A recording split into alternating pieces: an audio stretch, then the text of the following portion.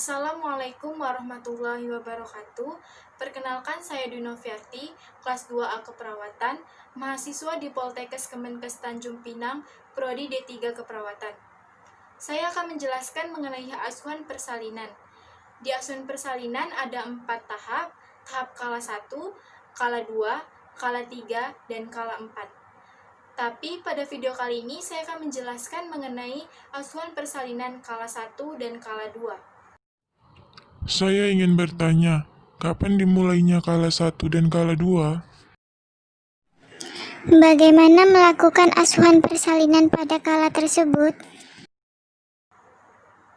Nah, berikut adalah penjelasan mengenai asuhan persalinan kala 1 dan kala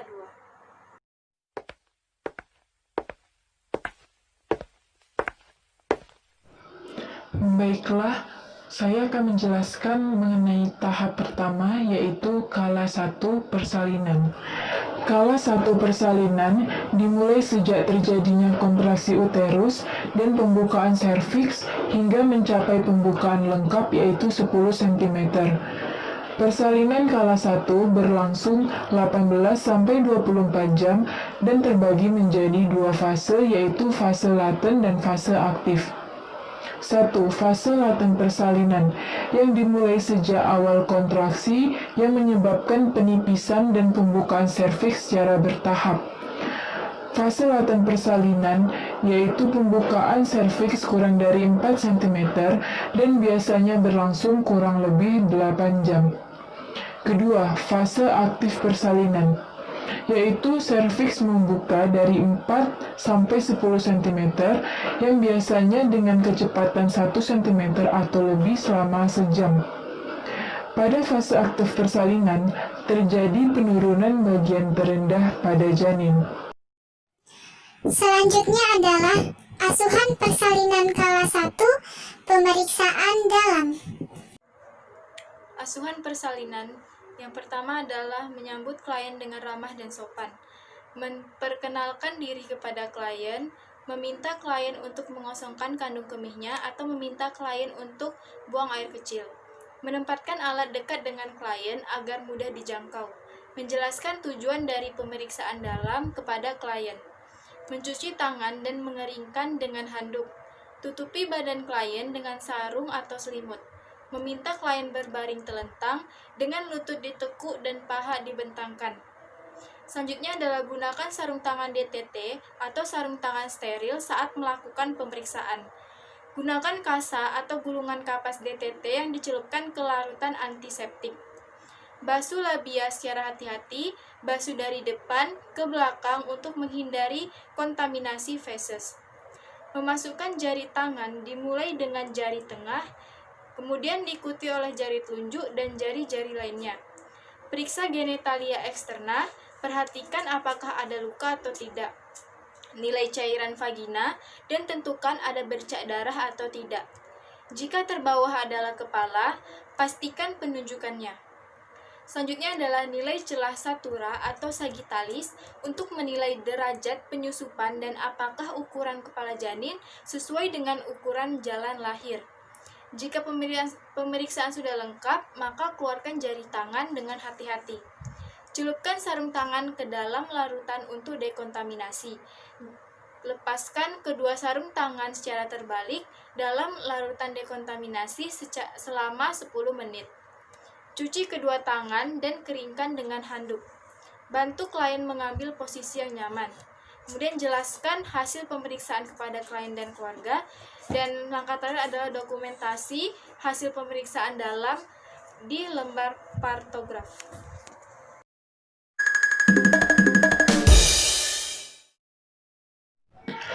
Tahap kedua pada persalinan adalah kala 2 persalinan. Persalinan kala 2 dimulai dengan pembukaan lengkap dari serviks dan berakhir dengan lahirnya bayi. Tanda dan gejala terjadinya kala 2 adalah ibu mengatakan perutnya semakin sakit dan ingin buang air besar. Kemudian ada dorongan meneran, tekanan pada anus, perineum menonjol, dan vulva vagina membuka. Kemudian setelah dilakukan pemeriksaan dalam, terdapat lendir darah yang biasa juga bercampur dengan air ketuban. Asuhan persalinan kala 2, proses persalinan bayi. Asuhan persalinan kala kedua. Pertama adalah persiapkan tempat persalinan, peralatan, dan bahan. Kemudian dekatkan dengan klien. Berikut adalah bahan yang diperlukan untuk asuhan persalinan kedua.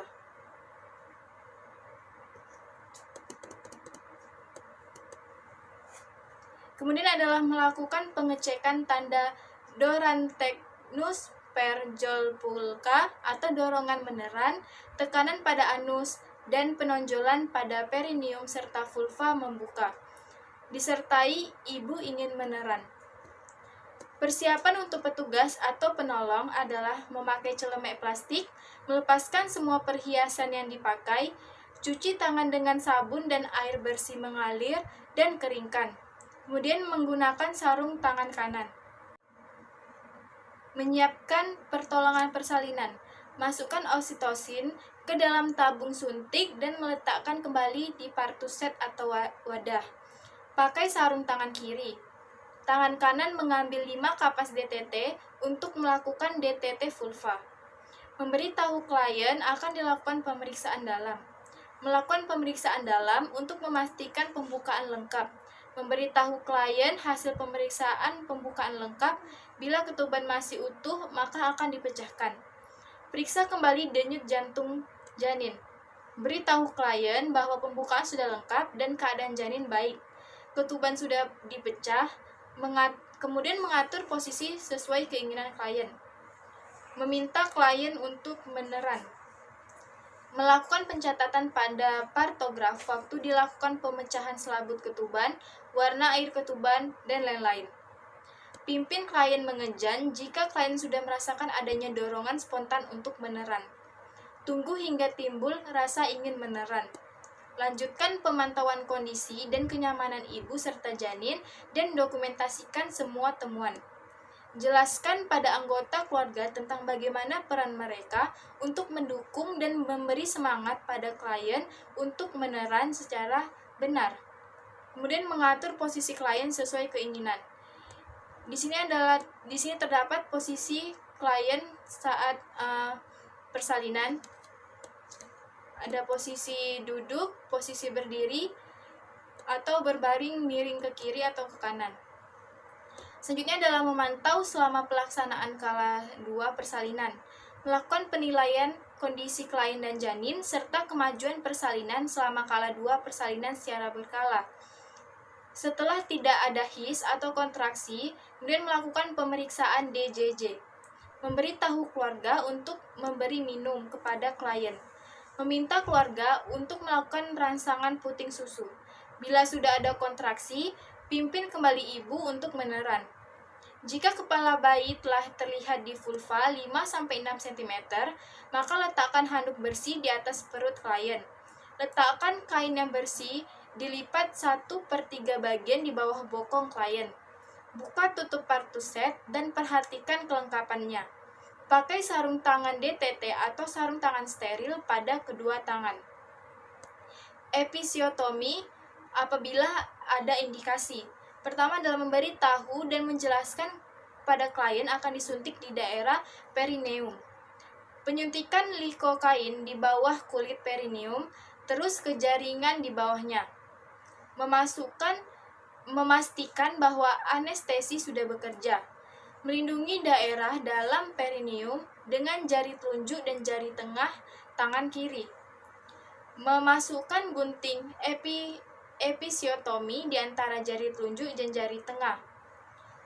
Inisiasi dengan gunting episiotomi yang tajam pada komisura posterior ke arah serong ke kanan atau ke kiri kurang lebih 3 cm.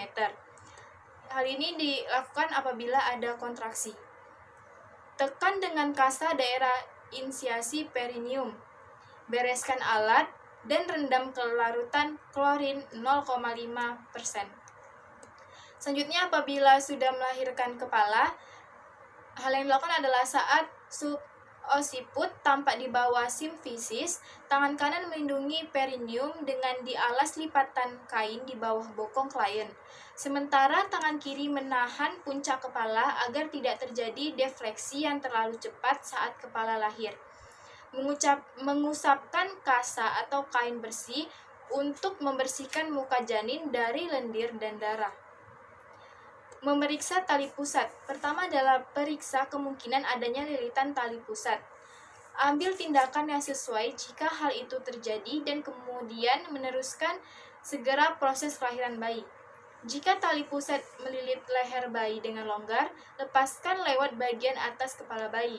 Jika tali pusat melilit leher secara kuat, klem tali pusat di dua tempat dan potong di antara dua klem tersebut.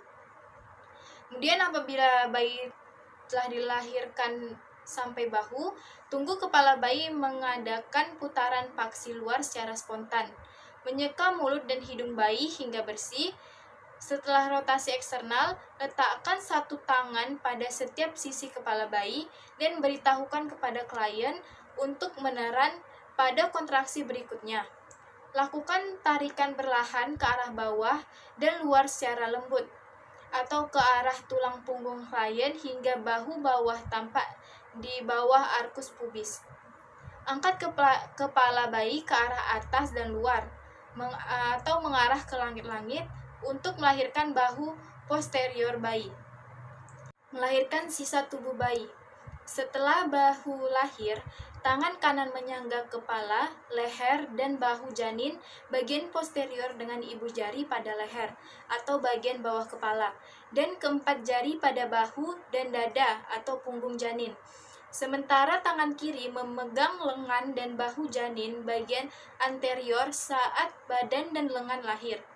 Setelah badan dan lengan lahir, tangan kiri menyusuri punggung ke arah bokong dan tungkai bawah janin untuk memegang tungkai bawah, atau selipkan jari telunjuk tangan kiri di antara kedua lutut janin.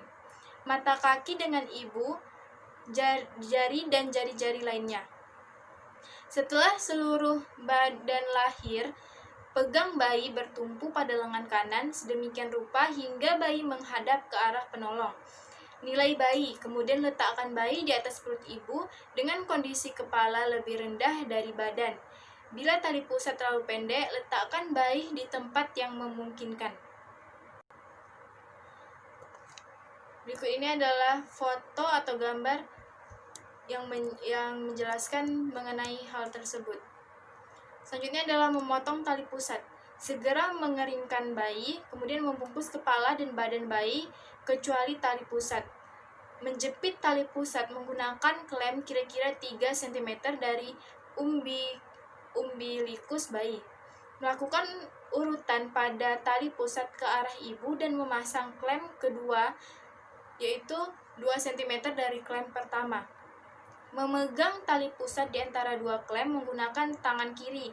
Dengan perlindungan jari tangan kiri, memotong tali pusat di antara kedua klem. Kemudian hal yang terakhir adalah melakukan pendokumentasian hasil. Demikian penjelasan mengenai asuhan persalinan kala 1 dan kala 2. Nantikan video selanjutnya tentang asuhan persalinan kala 3 dan kala 4. Terima kasih dan wassalamualaikum warahmatullahi wabarakatuh. Dadah. Bye. Sampai jumpa lagi.